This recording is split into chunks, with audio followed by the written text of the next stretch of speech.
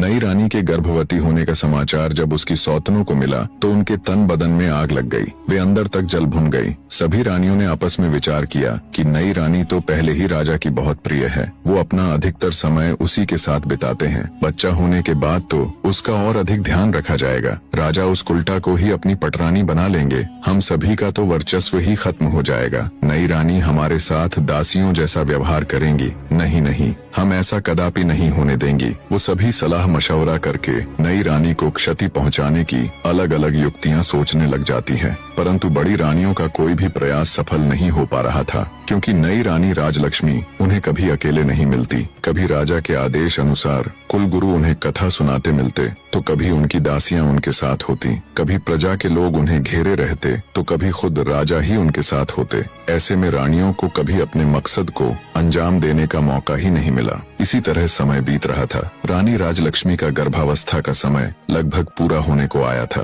पर फिर एक दिन राज्य की सीमा पर विद्रोहियों ने आक्रमण कर दिया। शत्रुओं से निपटने के लिए राजा जय सिंह को अपनी सेना सहित राज्य महल छोड़कर राज्य की सीमा पर जाना पड़ा। बड़ी रानियों को तो जैसे सुनहरा अवसर मिल गया था। वे छोटी रानी को ऐसी दवाई देने लग गई जिससे रानी राजलक्ष्मी के गर्भ को क्षति पहुंचे और रानी से ऐसे ऐसे कार्य करवाती जो गर्भावस्था के लिए उचित नहीं थे। बड़ी रानियां छोटी रानी के भोलेपन का खूब फायदा उठाती और उन्हें उल्टी उल्टी चीजें सिखाती। जब कुलगुरु छोटी रानी को कथा सुनाने आते तो वो उसे अच्छी अच्छी बातें समझाते और आवश्यक सावधानियां बताकर चले जाते। रानी राजलक्ष्मी बिल्कुल भी समझ नहीं पा रही थी कि कुलगुरु और बड़ी रानियों की बातें इतनी भिन्न क्यों हैं। आखिर सही कौन है? रानी राजलक्ष्मी ने सोचा, बड़ी रानियां तो महिलाएं हैं, कुलगुरु तो फिर भी पुरुष हैं। महिलाओं की समस्याएं भला पुरुष कहाँ समझ पाएंगे, इसलिए जो बड़ी रानियां कहती हैं वो ही उचित है। साफ हृदय की रानी राजलक्ष्मी कभी सपने में भी नहीं सोच सकती थी कि बड़ी रानियां उसके साथ कुछ गलत कर सकती हैं। इसलिए वो आंखें बंद करके